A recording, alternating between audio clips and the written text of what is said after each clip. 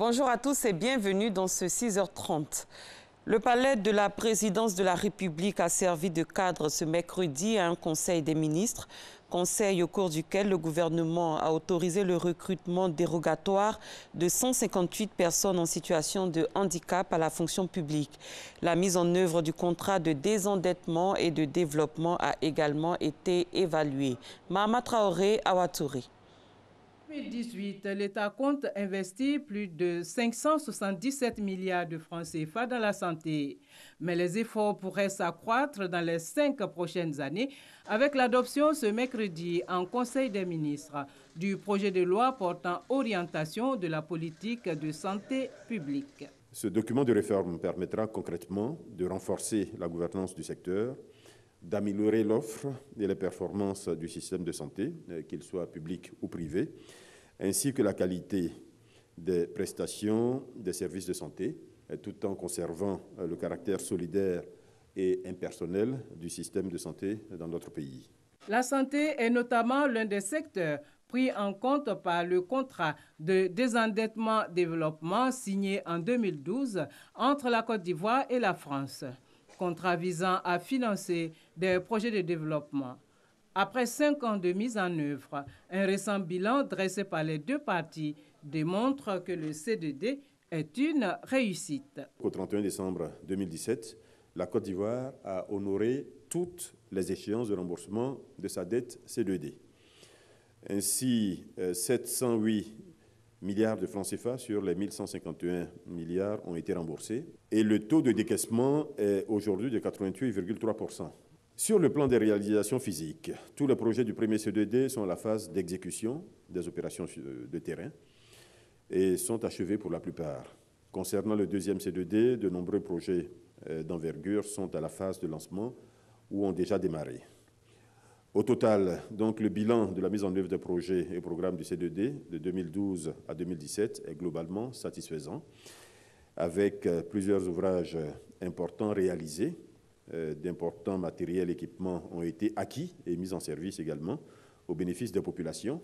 Un troisième C2D est prévu en 2020. Pour 5 ans. Pour 2018, la fonction publique va recruter de façon dérogatoire 158 personnes en situation de handicap. Cela en vue de faciliter leur insertion socio-professionnelle. Ces futurs nouveaux travailleurs peuvent également se réjouir de la mise sur pied par le gouvernement d'un régime de retraite complémentaire par capitalisation au profit des fonctionnaires et agents de l'État. Ce régime va permettre d'améliorer le revenu des fonctionnaires au moment de leur départ à la retraite. Le reversement peut se faire par une rente viagère, donc qui est payée mois après mois aux fonctionnaires, ou par un capital qui est versé au moment du départ à la retraite à l'agent. Aussi, le Conseil a instruit le ministre en charge de la protection sociale et l'ensemble des ministres concernés à l'effet d'engager un dialogue social avec les partenaires sociaux en vue de définir de façon consensuelle les principales caractéristiques de ce régime de retraite complémentaire, ainsi que les conditions de sa mise en œuvre. Ce Conseil des ministres a aussi donné naissance à 2 organes, le Conseil national de la consommation et le Conseil national du tourisme. Le premier est chargé de défendre les intérêts des consommateurs et le second de promouvoir et développer le tourisme national. Le prochain Conseil des ministres, prévu le 11 avril prochain, se tiendra à Yamoussoukro, la capitale politique. Aussitôt arrivé hier dans la capitale économique ivoirienne, le nouveau président libérien Georges Weah a eu un tête-à-tête avec son homologue, le président Alassane Ouattara. Les échanges ont porté sur des questions d'intérêt commun. Jérôme Kofi Aboulin. Les présidentielles de la République de Côte d'Ivoire ce mercredi. Le tête-à-tête entre lui et le chef de l'État ivoirien peu de temps seulement après son arrivée à Abidjan pour une visite de travail et d'amitié de 48 heures sur le sol ivoirien. Entretien élargi à l'heure de délégation, le nouveau président libérien Georges Mané Weah et le président de la République de Côte d'Ivoire ont surtout mis l'accent sur l'excellence des relations entre les deux pays. Pour le président du Libéria, les conseils de son homologue ivoirien lui serviront de socle pour la mission qu'il attend dans son pays. Aujourd'hui, tout le monde parle de la paix et grâce à vous, le conseil que tu m'as donné et le reste. Aujourd'hui, on était dans une élection très difficile, mais on a écouté ces conseils. Aujourd'hui, on est au pouvoir. Tout on veut faire maintenant pour faire la coopération et pour faire marcher notre pays. Le président de la République, Alassane Ouattara, pour sa part, a indiqué qu'avec le président Georges Mané Weah, les relations entre le Libéria et la Côte d'Ivoire vont continuer à se renforcer. Son prédécesseur, Madame la présidente Ellen Johnson Sirleaf, a eu des relations de coopération très fortes avec le gouvernement ivoirien. Et moi, je suis confiant qu'avec lui, nous continuerons de renforcer cette coopération parce que c'est dans l'intérêt des deux États. La Côte d'Ivoire et le Libéria sont des pays frères et des peuples amis. Et nous avons vécu les mêmes affres. Bien sûr, les difficultés que le Libéria a connues il y a un peu plus de 25 ans. Et évidemment, les problèmes de la Côte d'Ivoire en 2010, à l'occasion de la crise post-électorale.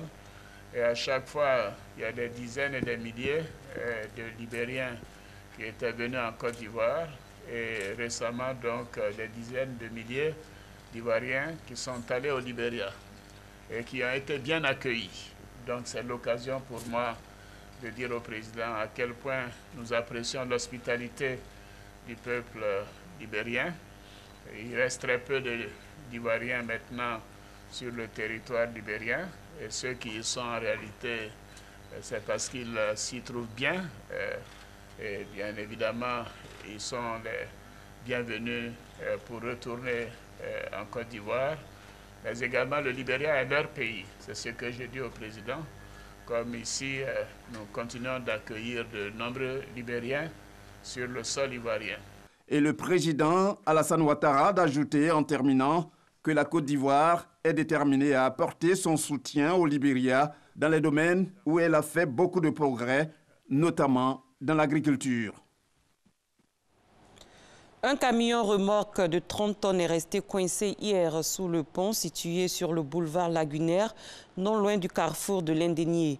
Cette situation a créé un embouteillage pendant plusieurs heures.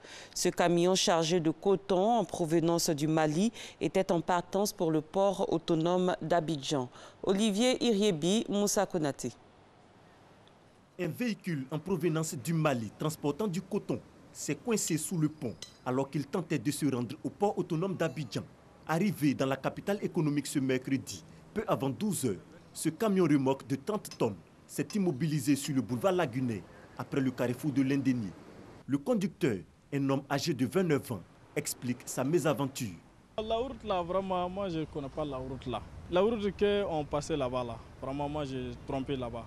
Bon, comme l'autre pont là, on a déjà passé là-bas. Bon, je crois que c'est la même chose quoi. C'est là qui a fait. Bagage là, quand on charge ça là, on ne contrôle pas le mètre, non. L'accident n'a pas fait de perte en vie humaine. Cependant, il a causé d'énormes désagréments aux usagers de la route. Ça me fait, je crois, 40 minutes que je suis là. Depuis la Riviera jusqu'ici. Ça s'impose à nous malheureusement. D'ordinaire, il n'y a pas d'embouteillage ici à cette heure-ci. Ça perturbe la circulation, mais on est obligé de faire avec. Nous, on a des recettes à faire. Le temps que nous avons pris dans l'embouteillage, ça fait presque une équête. Quand c'est comme ça agit sur nous. Donc c'est vraiment désolant, ça nous fatigue. L'embouteillage est vraiment énorme. Les forces de l'ordre présentes sur les lieux étaient à pied d'œuvre pour faciliter la circulation. C'est parti pour la campagne de prévention de la fièvre Lassa. Elle a été lancée par le ministère de la Santé et de l'Hygiène publique et vise à éradiquer les rats et les souris de notre environnement. L'opération a démarré au grand marché de Koumassi. Ami Sissoko. Rats et souris du grand marché de Koumassi ont certainement eu vent de la mesure de dératisation enclenchée. Les pièges posés hier entre boutiques et étals n'ont attrapé que quelques rongeurs.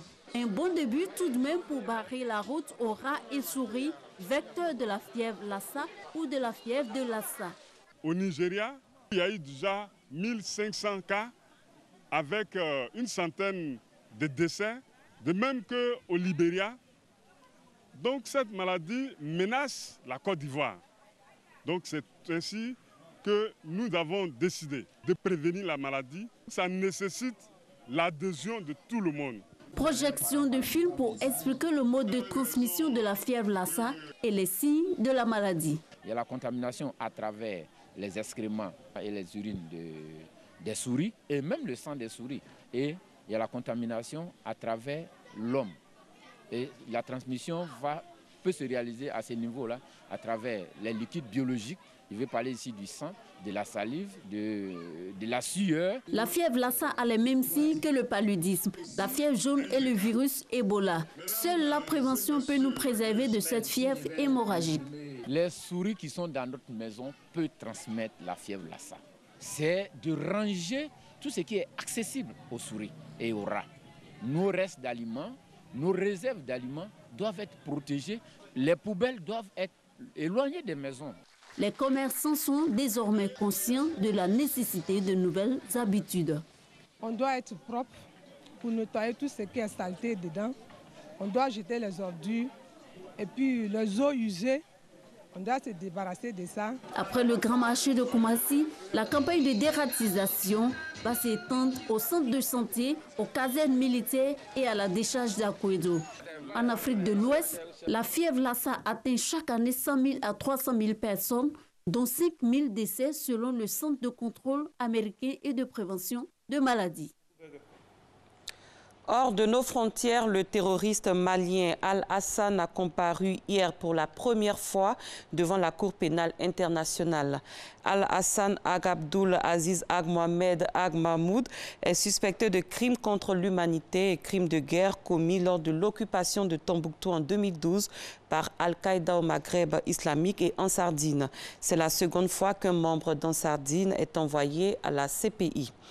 Les présidents turcs, russes et iraniens se sont engagés hier lors d'un sommet à Ankara à coopérer en vue de parvenir à un cessez-le-feu durable en Syrie. Recep Tayyip Erdogan, Vladimir Poutine et Hassan Rouhani, dans un communiqué, ont réaffirmé leur détermination à coopérer activement en Syrie en vue de parvenir à un cessez-le-feu durable entre les belligérants. C'est la fin de ce 6h30. Merci de l'avoir suivi. Très bon début de journée à tous et à toutes.